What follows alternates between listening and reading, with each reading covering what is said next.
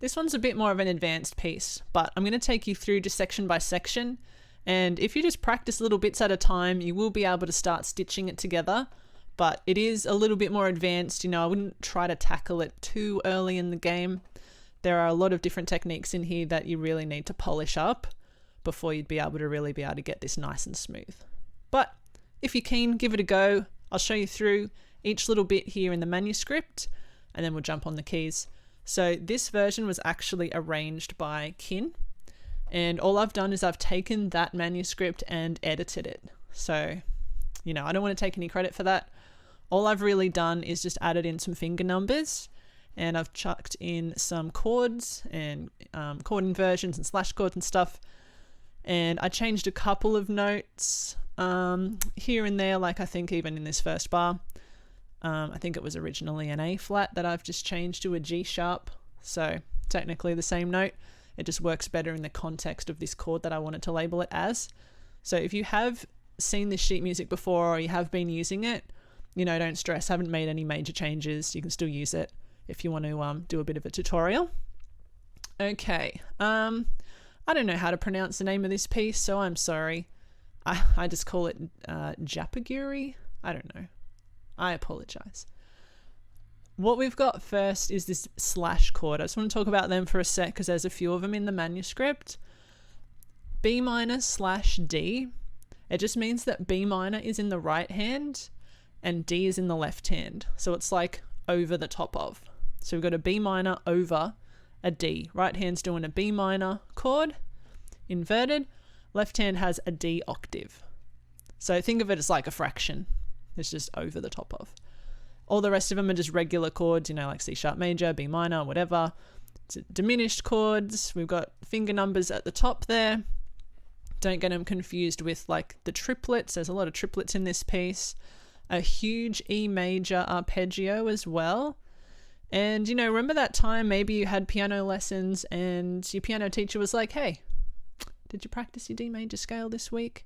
And you were like, no, like scales, are they even useful?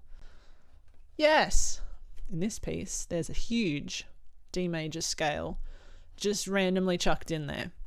So you'd use the same fingers as you normally would for your regular D major scale if you were going up multiple octaves. So I've marked them in there. Get on that D major scale, practice it really, really well, practice it really fast and really smooth. I'll show you some techniques to get that down. The dynamics and stuff are all there. I've labeled in some stuff that the left hand's doing as well. Most of the time it's just doing some chords or an octave. I didn't put finger numbers in this part because you might want to do them slightly differently because my hands are very different, shapes to regular people's. I have like huge, ridiculous fingers that can stretch. So the fingers I use might not be the right ones for you. So as long as you can play it smoothly and comfortably, then, just go for it. I'm not the finger police. So in the bottom part here, the right hand does a lot of massive chords. In your version, you'll actually see these labeled as what chord they're based on. If you have trouble playing them, you can just minus one of the notes if you have to. If it gets really super uncomfortable, you can get by just chopping off one of the notes because all of these just, they are an octave and that octave is just filled with a chord in between it. So you can always chop off like the bottom note or just chop off the top note if you have to, if you're having trouble. It won't take away too much from the piece. So there's a lot to get through. Let's jump on the piano and I'll just show you through page by page and bit by bit and show you like some techniques and some fingering and things like that that are probably going to help smooth it out for you. So in our first bar here, what we've got is this B minor slash D that I was talking about. So in the right hand, what we're doing is we're playing B, F sharp and D, and the left hand's actually using that exact same D. So you've got to move the left hand out of the way. That's why they're all staccato. So the right hand can take it off your left hand. Left hand's going down to a C sharp. Right hand's playing, it's like a C sharp major chord. It's just inverted. So now the left hand's not in the way. Left hand goes down to a B octave. And right hand has a D octave, and you've got your B minor notes in between. So you've got D, F sharp, B, and D. And all you're doing is you're just angling your hand back and forth. Keep them all really staccato. Then we're just moving down in the left to the A octave. I like to add the A into the right hand as well. I think it's on the sheet there. Yeah, it is. And then you've still got your F sharps. Remember that's still an F sharp from before with the accidental. So you just keep them really, really even, just one and two end. So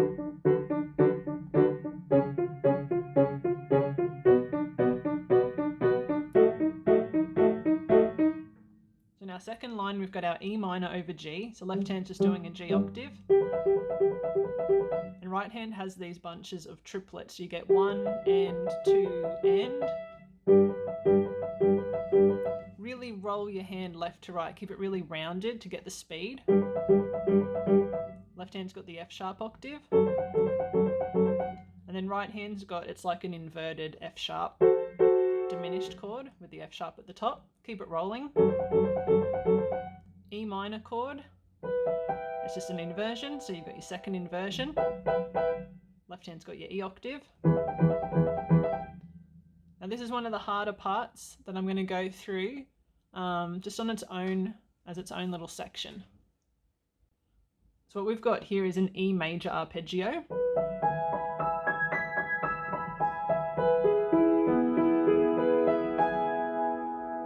And then followed by a big A minor. So I've got the finger numbers there. What I tend to do in this section is break it up into a group of 3 and then a group of 4. And it's sort of like just arpeggiating it as if it's a chord. So take a little bit of practice in aiming your thumb from B to B. So you get these 3, and as you're sweeping up, get your thumb underneath as quickly as possible to get onto that B. And then you're just making another octave from B to B. And you're trying to grab those other 2 notes on the way up. And you're going to do the same on the way back down, so the same fingers. So you cross down with your 3, 3, and then we come back up. And then we're just going to go to a big A minor chord. So we're going through from B, tuck, make the octave, come back down, 3 crosses on the G sharp each time, and a big A minor. I tend to hold the pedal down when I do this section. It really just takes a lot of practice to get the speed up, so it's really smooth. But the trick is to really roll your hand as you go, and just do one bit at a time. I tend to just do this part first, and then as soon as you get here, just throw it straight back up. But it does take a lot of practice, so just do it slowly and take your time with it. So after our arpeggio, we're going to end up on this A minor. Left hand's also got an A minor, it's just inverted, so you've got C, E, A, and C. Left hand's going to jump right up an octave away from your right hand. Then the right hand's going to take over and do full octaves. And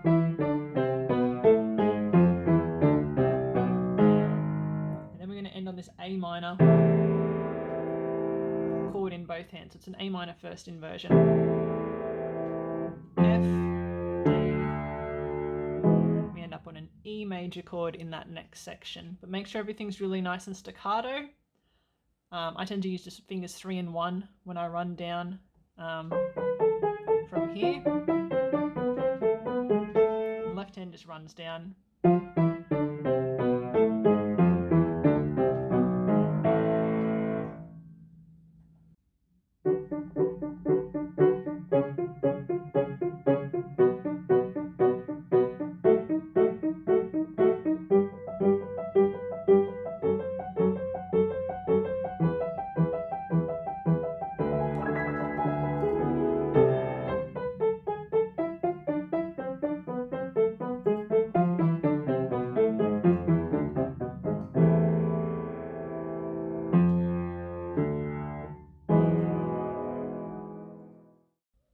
on page 2, we're starting out with this E major chord. So the left hand's also got it, but with like a B octave, with the E and the G sharp in between. Right hand just a root position, E major. And then what we're going to do is this big arpeggio kind of sweep.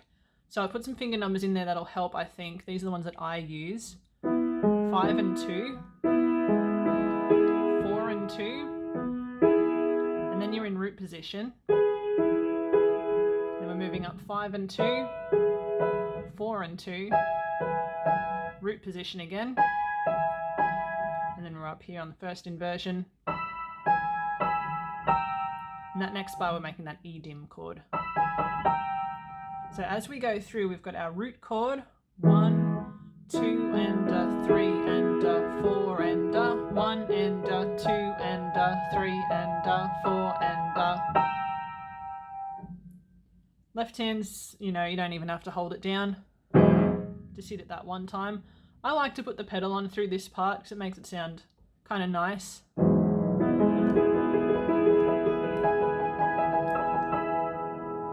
So now next line, the left hand's going to do this E octave, with a C and a B flat in between. Right hand's got that E dim chord. Left hand's going to stay on that the whole line. Now the right hand has these little grace notes. That's what those like little small tiny notes are. We're going to just hit it just before the beat. So they're just B flats and E's the whole way down. So B flat and E and B flat and E and B flat, B flat and E, and the last one. So it's going to kind of piggyback on what the left hand's already using. They're going to kind of share those notes. I mean, you can just let your left hand do it. You can pull your left hand back a bit, let your right hand do it. They're all going to go at the same time, so it doesn't really matter. So as you come down, we've got that E chord, 1, 2.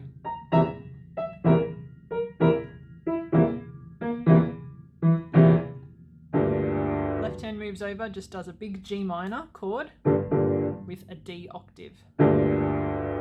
This is that D major scale I was telling you about, so we want to make sure we go 1, 2, 3, tuck, 2, 3, 4, tuck, 2, 3, tuck, 2, 3, 4, tuck, 2, 3, tuck, 2, 3, 4, 5.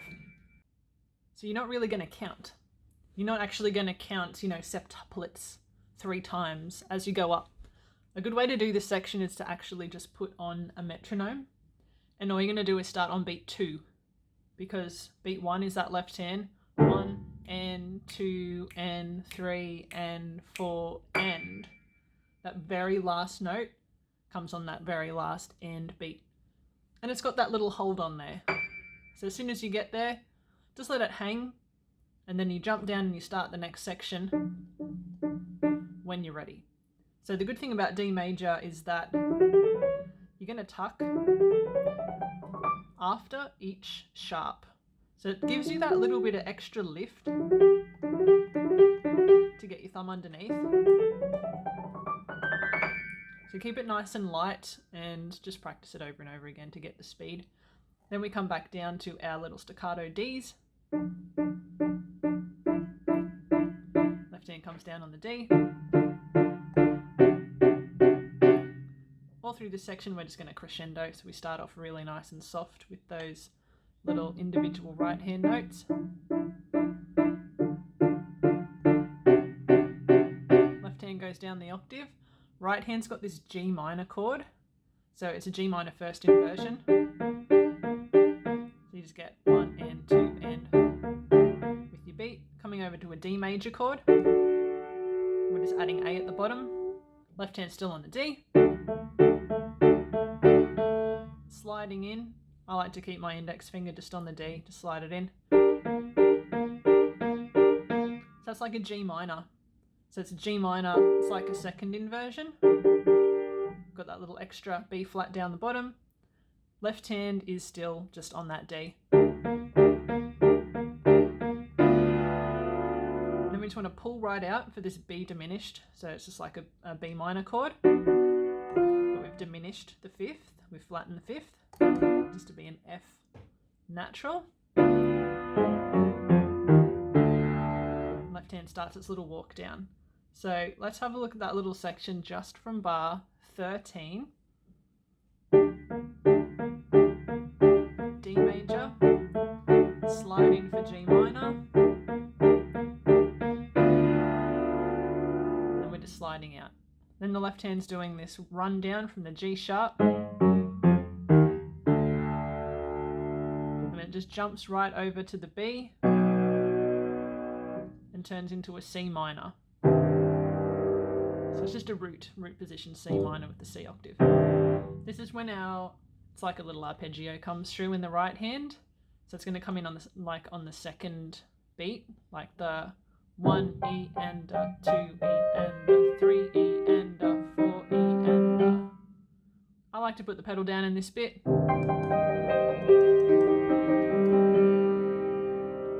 Left hand then goes to an A major chord, root position with just the octave in there. Right hand's doing an A major, it's like an arpeggio. And then we're back to our Ds. So those bits again, we've got the C minor,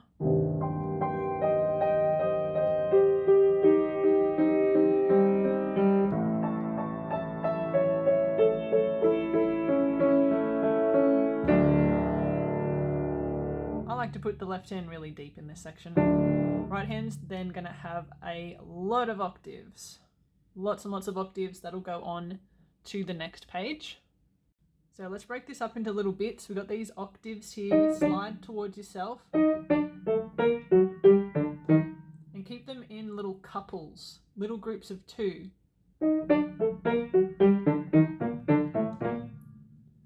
Depending on what part of the bar you're up to, they're going to have different accents. So remember, you're starting on this D, 1 and 2 and 3 and 4 and 1 and 2 and 3. So watch where they are so you don't accent all of them. Find beat 1 and beat 3, give them the main accent, but then keep everything else just coupled and spring off the notes. Keep it really staccato. Use the white notes as a spring.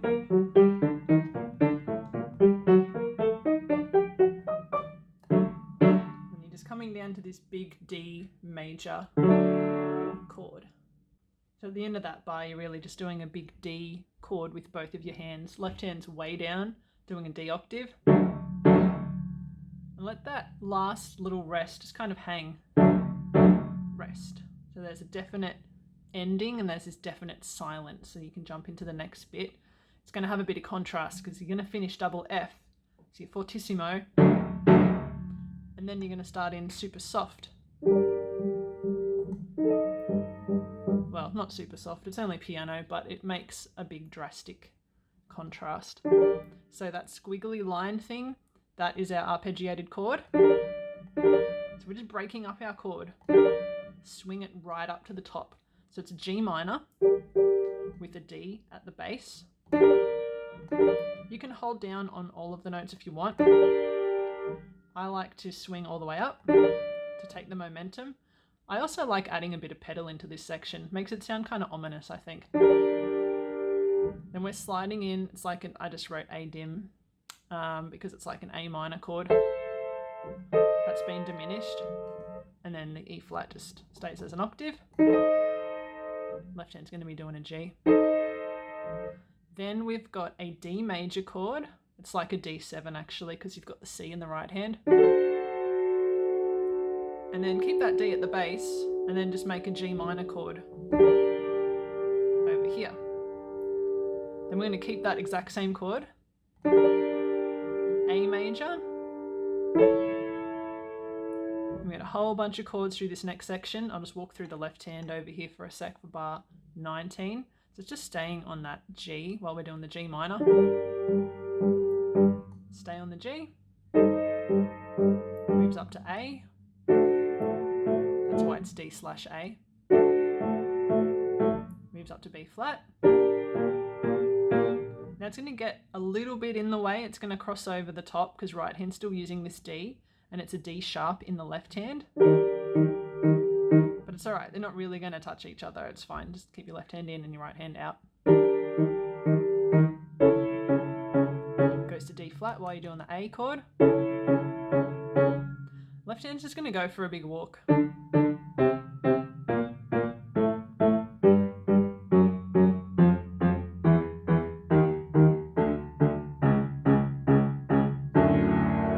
just finish on a big D major chord there.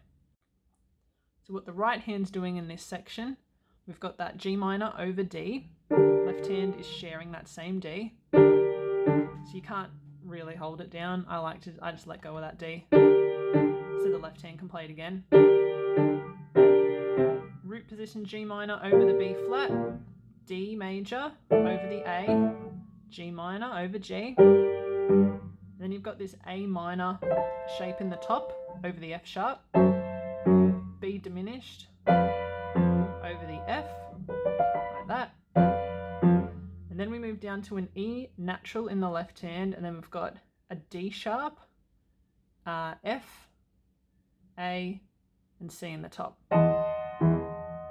So I've kept it as F sharp because left hand had F sharp earlier. Left hand walks down to the E flat, while the right hand actually has an E natural. Then you've got G, A, and C sharp. Like that. G minor over the D. And then we have this, it's like an A major shape over the C sharp. E, G, C sharp, and E. They all come back together on that D major chord. So after we do that big D chord, well, we've got this chromatic scale, but it's octaves. And then we're going to finish on a G minor. So the trick is to kind of keep pulling out towards yourself. Watch for the accents, because you get 1 and a 2 and a 3 and a 4 and a 1. So try and space them out in groups of 4. So you get this like 1 and a 2 and a 3 and a 4 and a 1 and 2 and. Bar 27 has this stretchy bit. Actually a 9th interval. You've got G and A, D and A at the top. And it just goes back to your D. So in the meantime, your right hand's got that main melody from the D, all octaves, up to E flat, and then we're going right up to A and jumping right back down to that D right next to middle C. So from the octaves, I'll just go from the D. And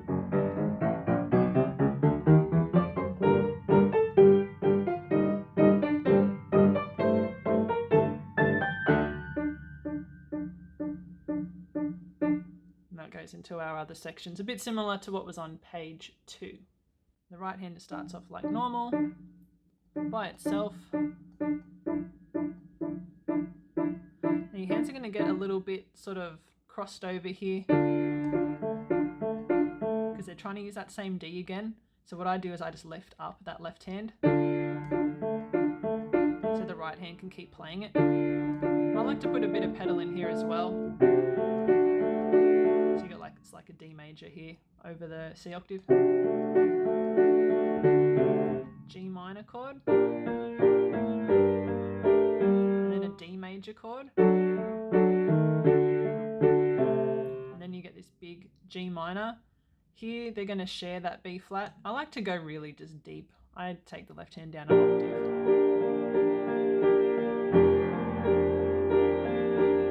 This sounds really a bit more ominous, I think. Brings a bit more depth into it. Otherwise, if you do keep it up high, you're just going to share that B flat. And just lift your left hand thumb up.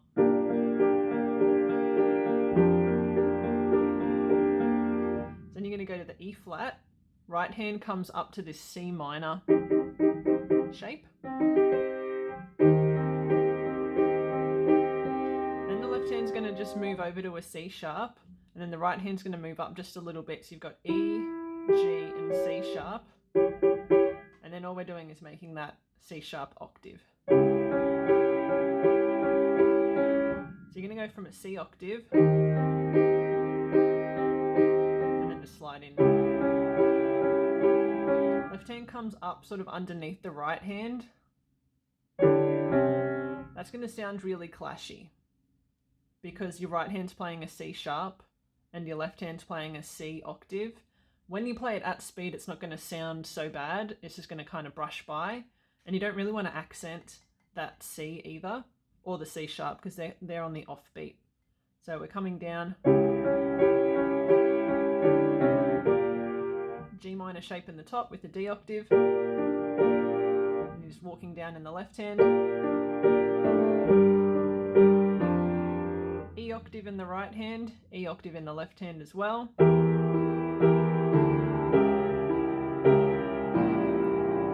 And then we get a big D chord. In bar 34, I edited the right hand. It originally had a D there. I just wasn't keen on the sound, so I've changed it just to keep that E octave. Then both of your hands are going to move right down, really, really low. Left hand is going to just start off on that E flat, and it's on the offbeat. So we're finishing on 1 and 2 and 3 and 4 and sort of like that. So make sure you start on the offbeat and you don't actually accent that first one too heavily. Left hand's also going to be doing full octaves.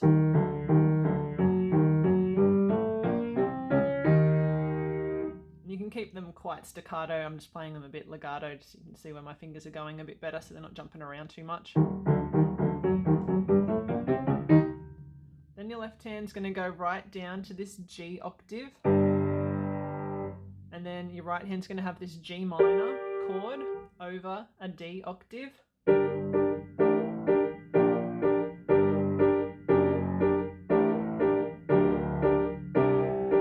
Right hand's going to move up in a sec as we play this G. So it's still a G minor chord, you just got a G octave instead. Both going to change here to an F sharp octave. Right hand's got, it's like a D major chord with another F at the top. Another G minor, just a root position with the extra octave at the top as you play the B flat and the left.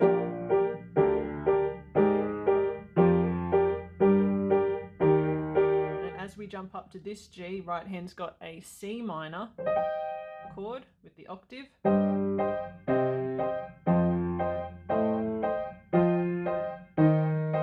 then it's going to change to a G minor chord with the extra D at the bass as we play this D in the left. So we go to this G here, right hand's going in with an E flat octave with a C minor chord in it.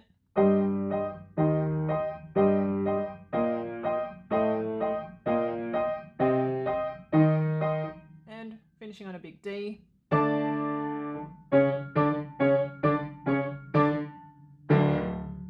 like to go a little bit lower with that left hand at the end. And that's pretty much all there is to it.